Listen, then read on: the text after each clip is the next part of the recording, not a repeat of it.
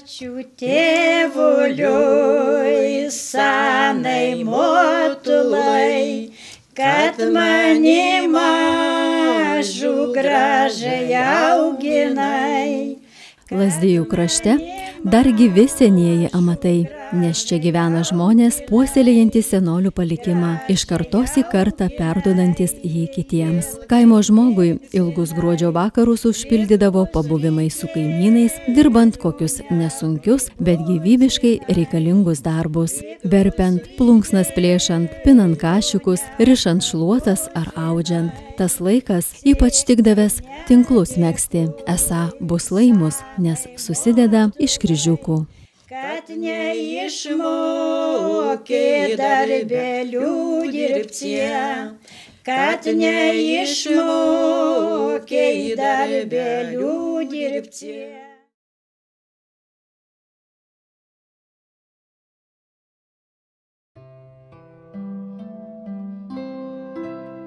Audimas, kaip ir verpimas, buvo moterų darbas.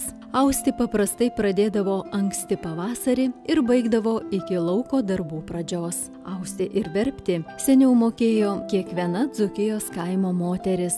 Būdavo ir tokių, kurios pragyvendavo būtent iš šių darbų. Lazdijų rajone, Šeštokų seniūnijoje, Blūdiškių kaime, garsėjo audėja Marija Sinkevičiūtė Leseckienė.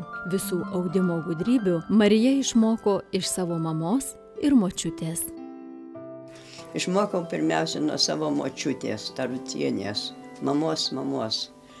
Tai jį audė, bet jį audė ant didelių jau staklių, ant tokių kaip mano virtuvėliai. Jau ir paskui audė prisirišus prie liemenio ir už kokio krūko užsikabinus kitą galą tos juostos. Tokių stovelių nebuvo ir jų jais neaudė. Tai aš nuo jos jau maždaug žinojau, jį audė ir ilgas, ir trumpas. Ir mama mokėjo tuo pačiu aust.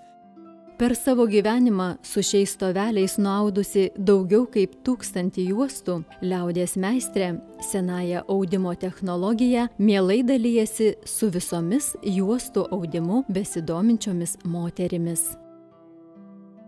Irgi pagal juostą, metro 70 atrodo juosta ilgia jau būna, užtenka, kada per petį, žinoma, žiūrint, koks žmogus, kokiam audį jau. Ilgesnė ir trumpesnė dar. Ir šitą ilgį galima reguliuoti, taip? Va čia yra varžtas va šičionaise, bet ten yra raktas, bet čia nėra. Tai atsuku ir jos įsitraukia, va šitas pavyzdžiais, va tik tiek nesuveinau. Tai tada jau būna beveik netoli 2 metrų juosta ilgio jau. Juostos raštas susidaro iš metmenų siūlų. Pirmasis audimo etapas – siūlų užmetimas. Paimu va 2 siūlus, daleiskim šitą.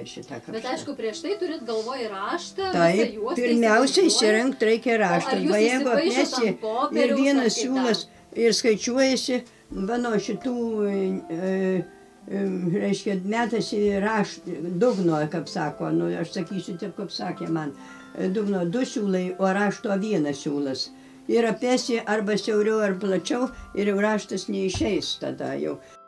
Siūlai apmetami vyniojant juos apie rėmą ir surišant vienoje vietoje apačioje. Dabar vieną siūlą čia, kitą siūlą dabar paimu iš apačios. Nu ir va šitaip ir matuoju, dedu. Ir dabar skaičiuoju, čia, daleiskim, 3 sumestaro juodi ir 3 balti krašto po 1 siūlo, o rašto jau metasi dugno 2, rašto 1 metasi. O paskui reikia nytys padaryti va šitos. Tai reikia skiemenį surinkti. Va čia yra 2 ilgi virbalai.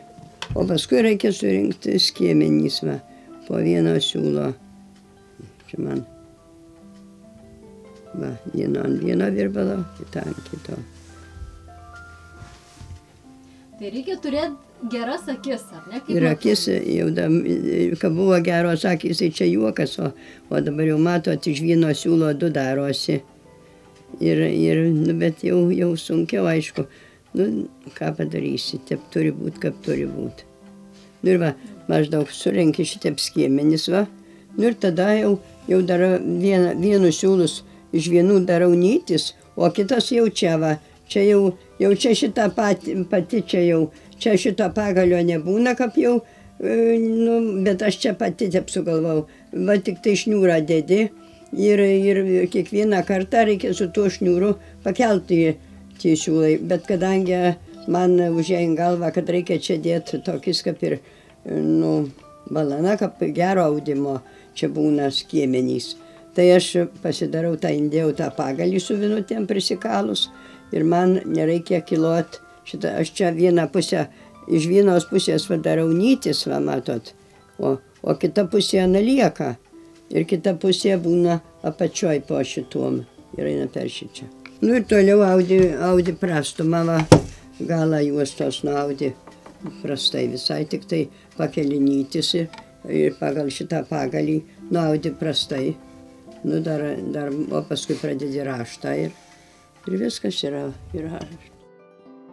Dzūkijoje audiniai turėjo ne tik praktinę reikšmę, bet ir estetinę, apeiginę. Audinių pilna kraičio skrynia būdavo merginos pasididžiavimas. Kaip aš kaime buvau, tai jei kurį nemokėjo austi ir nesimokino, tai jau buvo vargdienė. Už tai, kad viskas iš to audimo buvo ir baltiniai, ir divanai, ir staltiesė, ir viskas buvo iš audimo. Žinoma, juostas tai ne visos audė, kas jau kam patiko, gal kas išmoko. Tai čia retenybė buvo, kad jau audė. Bet paprastą audimą tai turėjo kiekviena moteris mokėti. Įvairiausių raštų margaspalvės juostos anuomet kaimuose buvo labai plačiai naudojamos. Daug kur buvo naudojamos. Buvo naudojamos vaikų, pavyzdžiui, vežė ar pas daktarį, ar krikštyt vežė, tai indėjo paduškoje vaikutį, surišo juostą. Ženijosi pabrolius dovanojo juostom, šitus tėvus dovanojo drobės stuomenis vadino, bet reiškia kokį žmogus aukščio, kokį duvilinką gabalą drobės dovanojo mamai ir tėtei. Rankšluosčius audė irgi dovanojo pabroliam. Pamergėm staltiesės austas dovanojo ir daug kur, visur audimas, visur buvo reikalingas, ne tik juostos, bet visas audimas. Kiek Marija Leseckienė per savo gyvenimą audinių priaudusi, jau net ir nebesuskaičiuojanti. Aš tik tai savo namuose vaikam kiek išdalinau, tai aš apie kokią 40 divanų išaudus. O taip kiek svetimom, aš čia ką patėjau, tai aust mokėjo, bet raštus aust mažai kas mokėjo.